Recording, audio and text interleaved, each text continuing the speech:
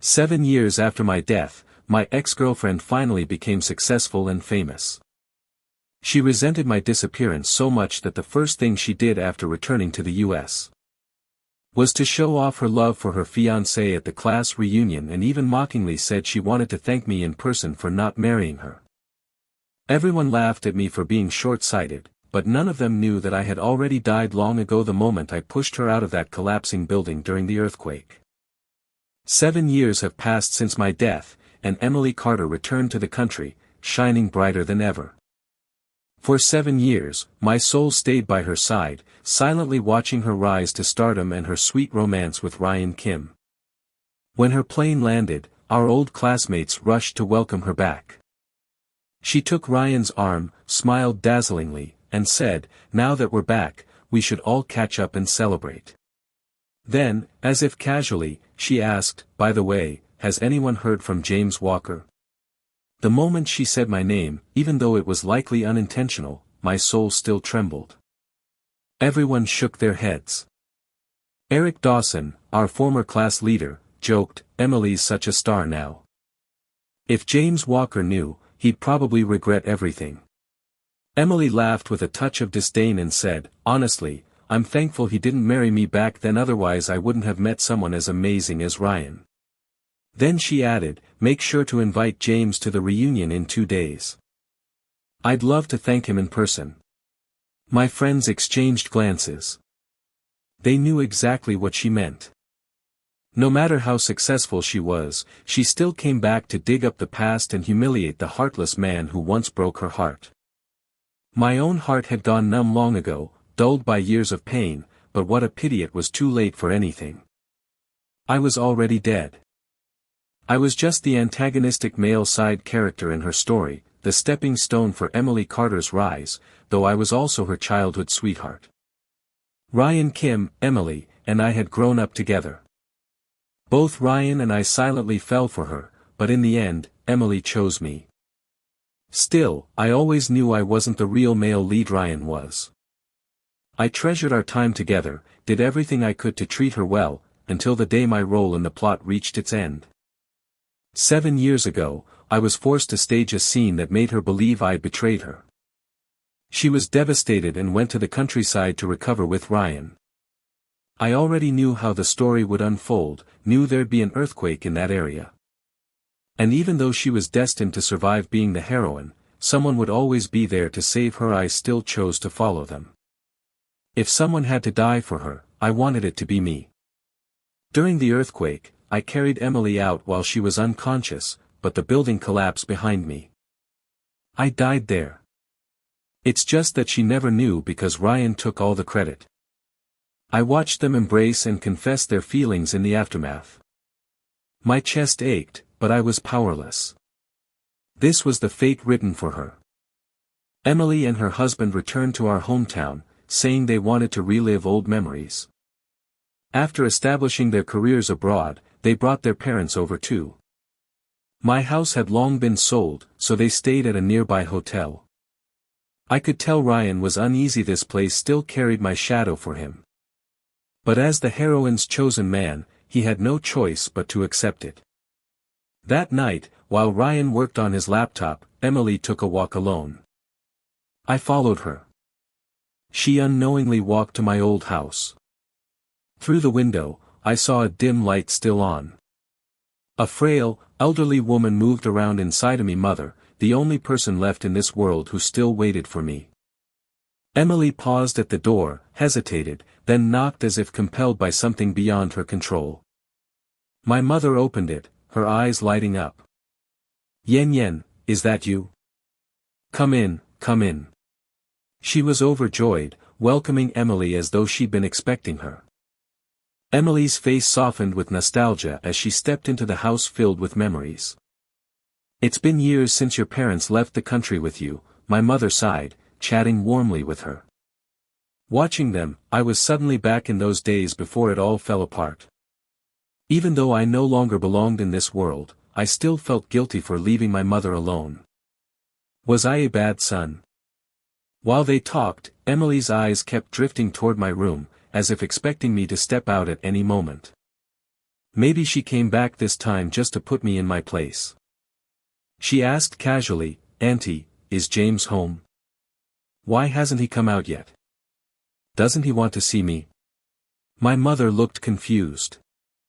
"Didn't James go abroad with you guys? He hasn't come back since." Emily's expression darkened. "James and I broke up 7 years ago. He cheated on me with my roommate.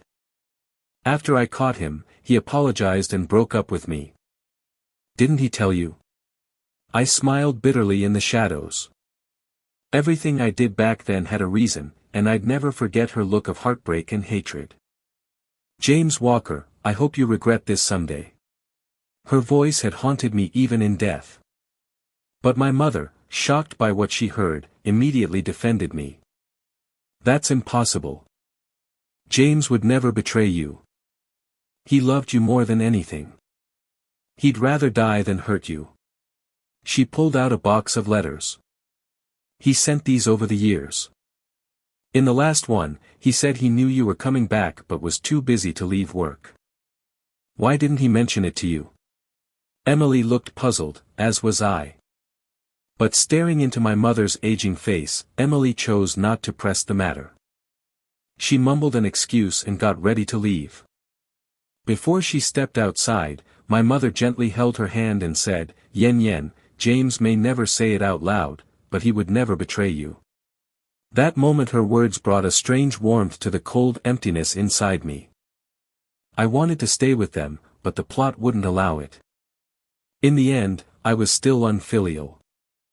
Back at the hotel, Emily found Ryan still staring at his laptop, visibly annoyed. She poured herself a glass of water, picked up her phone, and sank onto the sofa. I watched her scrolling like she was reading a novel. Maybe one where the male lead never had a chance. During the years abroad, Emily Carter developed a strange little habit. Whenever she was upset, she would pick up her phone and bury herself in reading something for hours. I never tried to peek. Even as a ghost, I had my limits. Just being near her again was already more than I deserved. After a long while, Ryan Kim finally wrapped up his work and found Emily curled up on the sofa. He sat beside her like it was second nature, pulled her into his arms, and let her lean on his chest.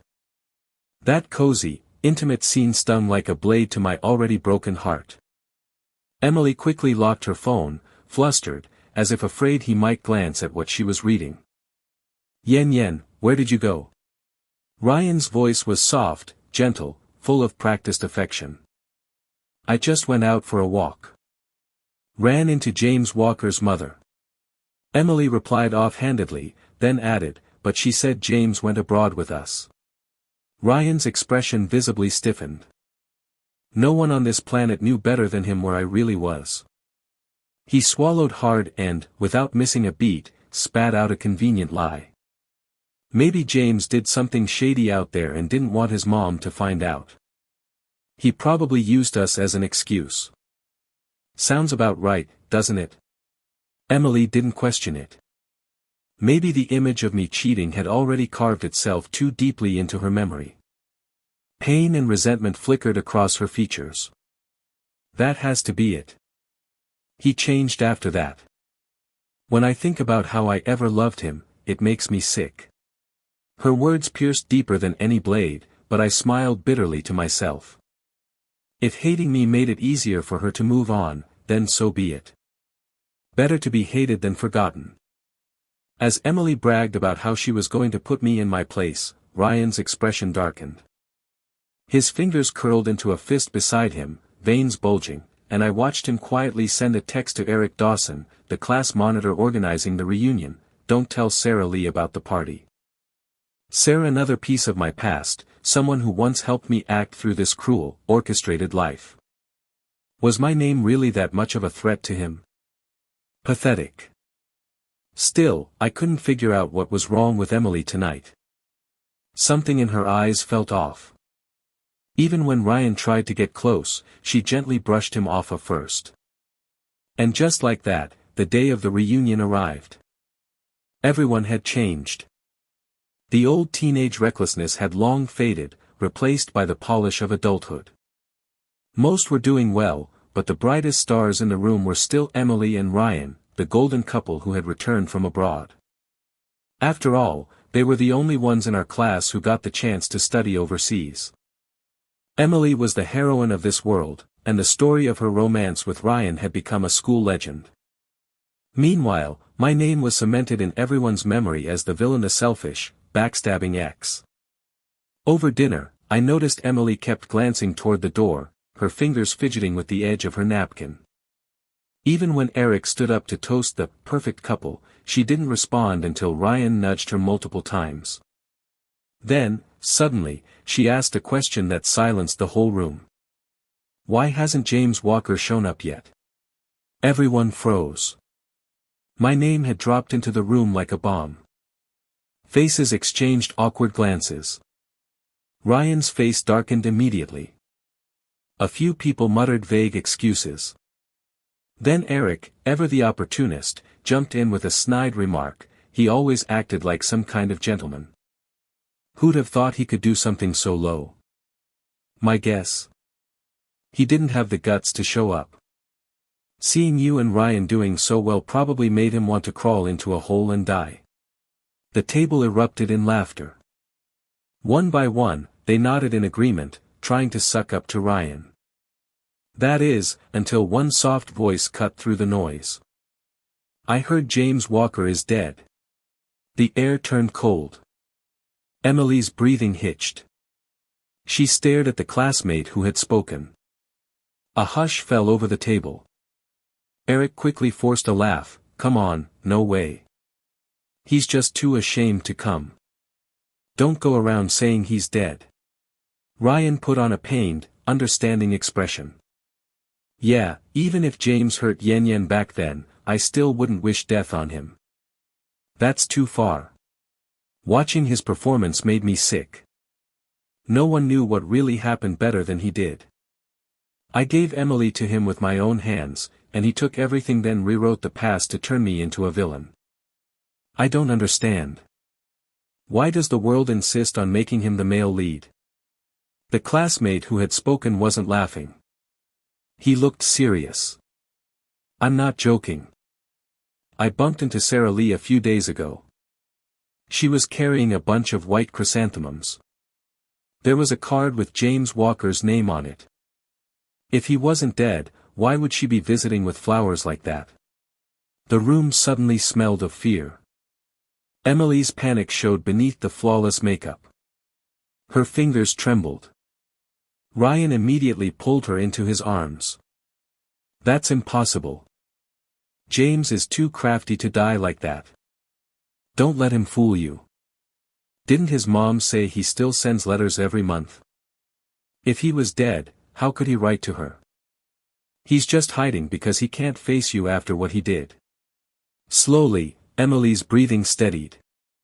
Compared to the version of me she remembered, Ryan's words seemed easier to believe. And that hurt more than death. Maybe I really committed some awful sin in a past life to deserve this kind of punishment. The classmate shrugged. "Believe what you want. I'm just saying what I saw." Someone asked, "Why didn't Sarah come tonight?" Ryan and Eric exchanged a quick glance and changed the topic. The rest of the night went downhill fast. No one was in the mood to party anymore. Emily kept drinking, one glass after another, drowning whatever haunted her. The room emptied as people made excuses to leave. She stood up, wobbling toward the bathroom, her heels clacking unevenly across the floor. As soon as she was gone, Eric leaned in, eyes wide. "Ryan, is James really dead?" "I think Emily still has feelings for him. Ryan looked like he'd been punched in the gut." The second my name came up, his whole aura turned sour. "Dead or alive, who cares? He's not coming back. And honestly, it's better that way." I floated silently above the private room, watching everything unfold with a sneer tugging at the corner of my lips. Being a soul made me more attuned to time than the living, and I could already hear footsteps approaching in the distance, though the two idiots inside were still clueless. "All right, forget it. You didn't want me to invite Sarah Lee, I'll remember that, Eric Dawson muttered.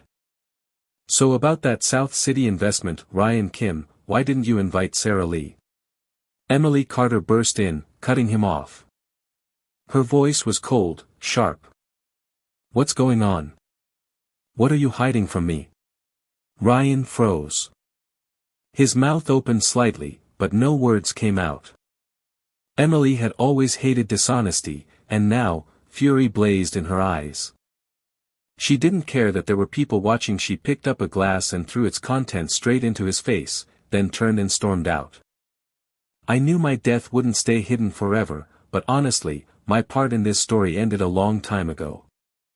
Whatever mess this world has become, it's no longer my concern. Emily blocked every contact, checked the address in her hand, and drove off. It was rare to ride with her like this, just the two of us, even if she didn't know I was there. I sat in the passenger seat, soaking in the silence.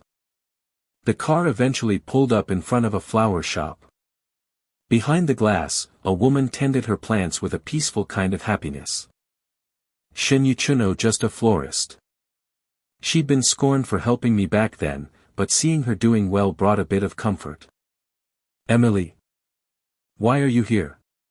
Shin looked up, startled. Their last interaction hadn't been pretty, and clearly, she never expected to see Emily again. Where is James Walker? Emily asked without flinching. Shin fell silent. Her eyes dimmed. After a long pause, she sighed heavily. I won't lie to you. James is dead. Emily stood frozen, stunned, eyes wide in disbelief. She grabbed Shin's hand, frantic. That's impossible. I went to his house. His mom still gets letters from him every month. How could he be dead? Her voice trembled uncontrollably, full of panic she didn't seem to notice.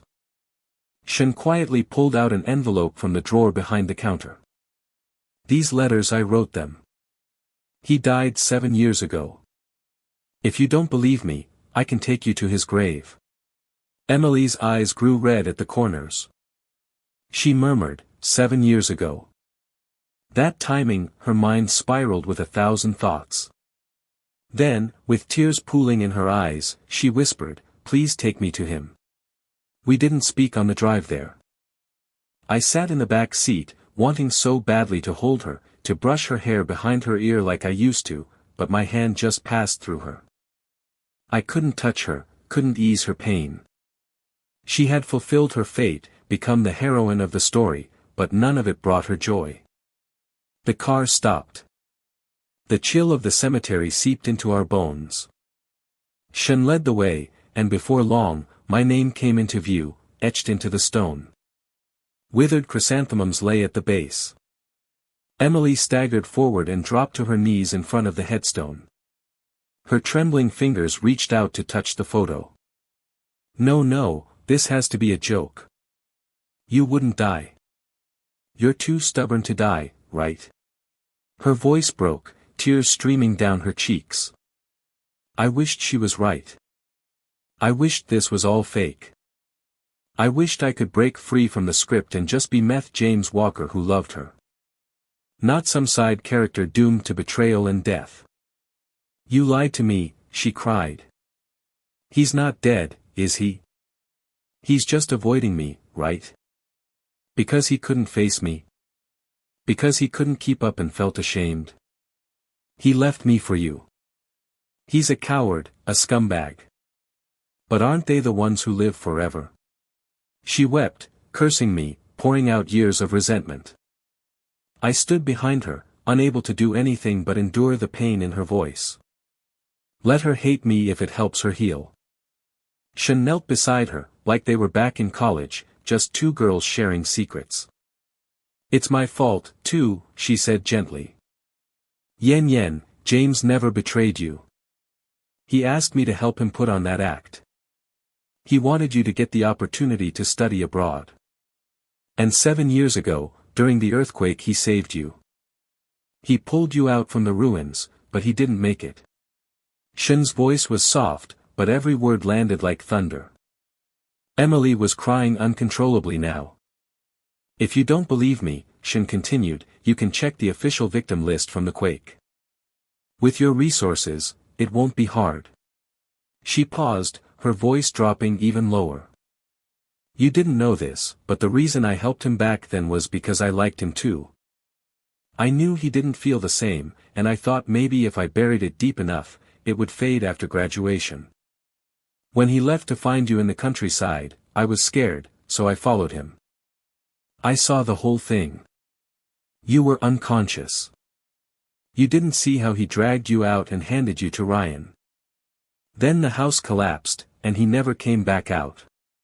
Shin's eyes filled with sorrow, maybe for Emily, or maybe for May, a man who gave everything and still got misunderstood. Even in death, no one remembered what I'd done. But maybe that was how the story was supposed to go. Fate had already written it. Emily Carter would return to the U.S., become a star in the business world, marry Ryan Kim, and only after everything had settled would she learn the truth. She named her child Inanda, a name full of bittersweet meaning. I don't know where things derailed, but somehow, the first thing she did when she came home was search for me. Maybe fate gave her one last chance to know. At this moment, she couldn't handle the truth. Her tears kept falling. But Ryan said he saved me, she whispered. Shin gave her a helpless look. Ryan's always been good at pretending. That's why people believe him without question. He liked you too much. He had the perfect chance to win her over with kindness, to stay by her side and earn her love honestly, but he chose not to use it. Everything was so clear, yet the people involved were always the ones who couldn't see. The two of them stayed by my grave for a long time, finally letting go of their grudges and reminiscing about the past like nothing had ever changed. That evening, Emily Carter returned to the hotel in a daze.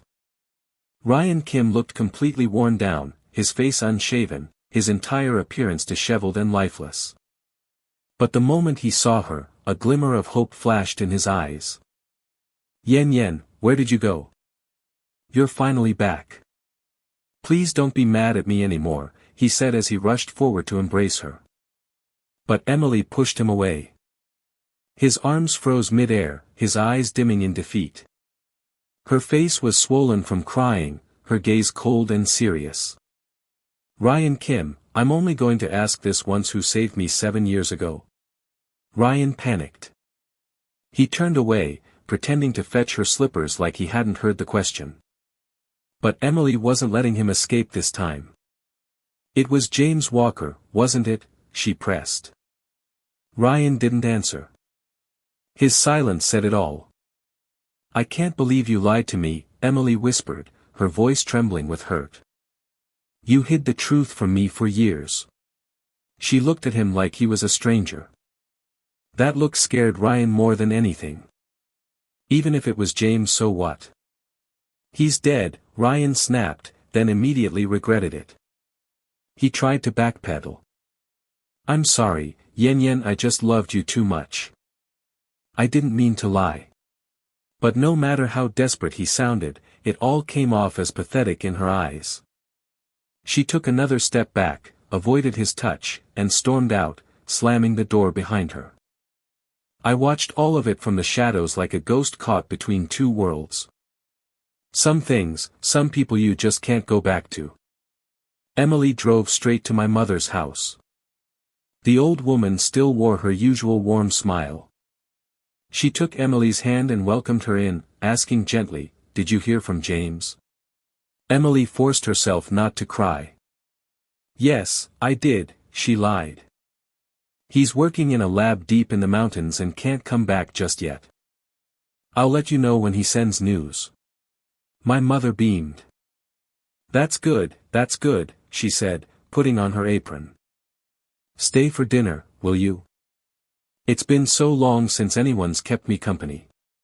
Watching her busy in the kitchen broke my heart. Did the story ever think about the lives it destroyed along the way, or did it only care about the male and female leads? Emily walked into my old bedroom.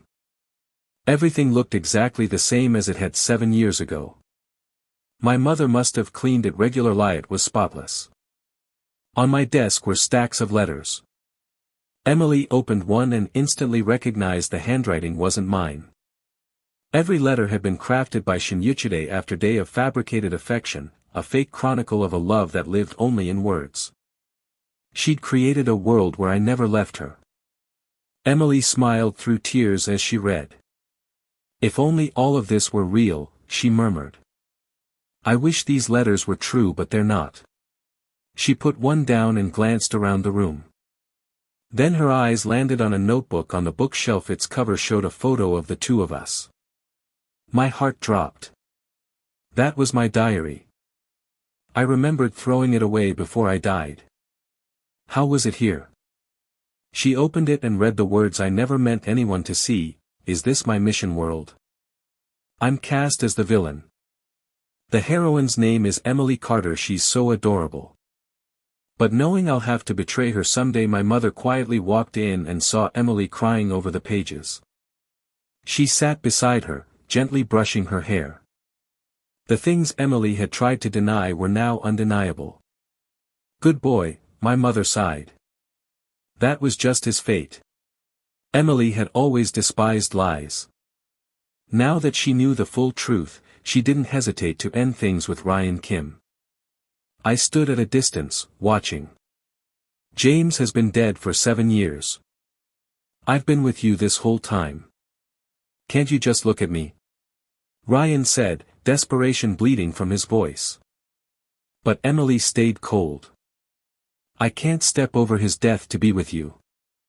That wouldn't be fair to him. Ryan's eyes turned red.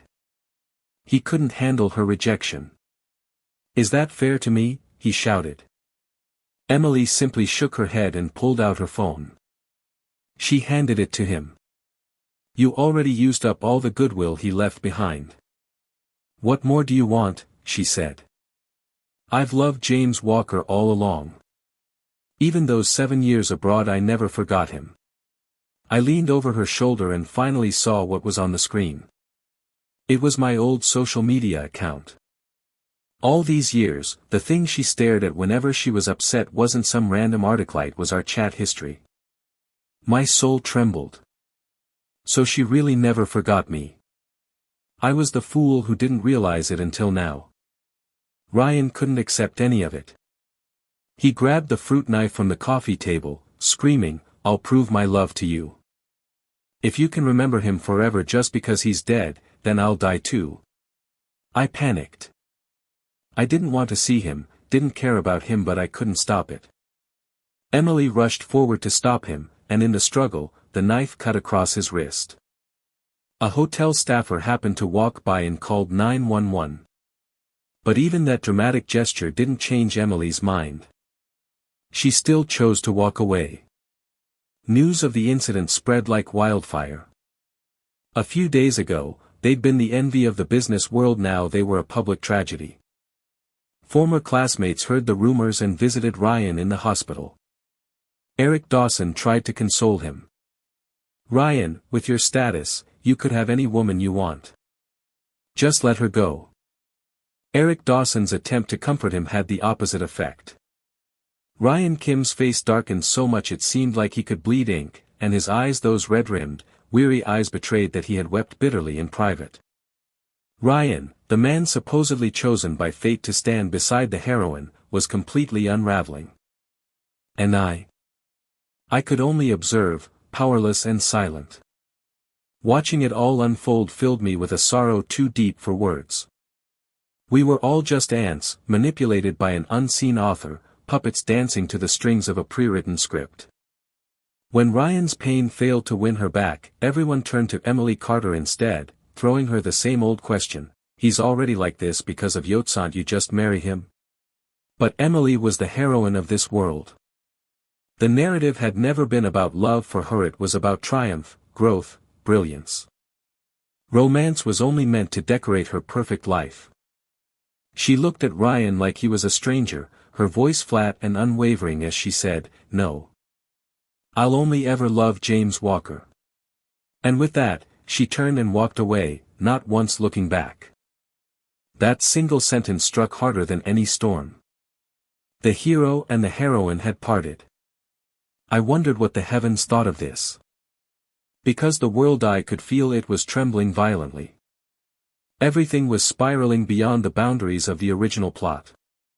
And it wasn't just a small shift, it was a total collapse, like the sky itself was cracking open. I knew, then, that I would pay the price. As the pivotal variable in this story, I had defied fate. Whatever came obliteration, soul fragmentation, I was ready. Because she loved me. Emily Carter loved me. She had clung to our chat logs for 7 years, which meant deep down, she never truly believed I had betrayed her. But the story's framework had forced doubt into her heart, distorting everything she knew. I followed her to my grave, where she knelt and whispered to the cold stone, "You're such a speck of sand." But if I could, I wouldn't care about being the heroine of any world. You gave your life for this story's beauty. If making this world better was your wish, then I promise you, James Walker, will you wait for me too? And I heard her. Okay, she said, I'll find you. The moment those words left her lips, I felt my soul begin to unravel. Slowly. Gently. Like ash carried by the wind. I wasn't sure if there was another world where we could meet again. But as long as there was the tiniest chance, I would wait. Because in this world, James Walker no longer existed. As for Ryan Kim, the man she left behind never stopped trying. He pulled every dramatic stunt he could think of.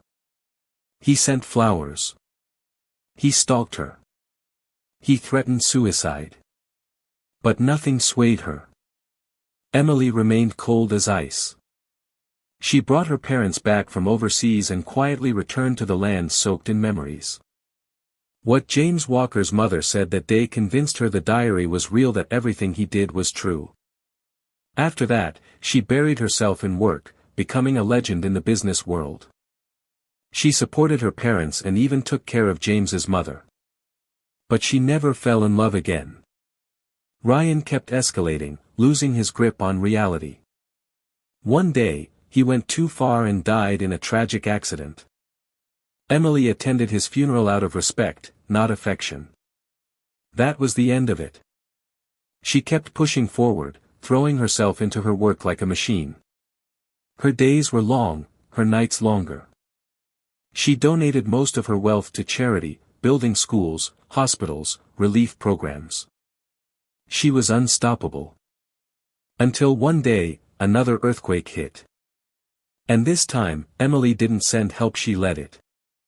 She entered the wreckage with her own hands, trying to save the trapped. But the rubble collapsed. Bricks and concrete buried her body. That was how she died. A true heroine. News of her sacrifice spread like wildfire. She was mourned, celebrated, immortalized. But what lingered in people's hearts most was the way she died, with her eyes wide open, fixed on the sky, smiling as if she saw something there that no one else could. Some said she was hallucinating. Others claimed she saw her lover waiting for her in another world. Her final expression was peaceful, serene. And in the end, maybe that's what mattered. Because the truth, what really passed between them, only the two of us would ever know.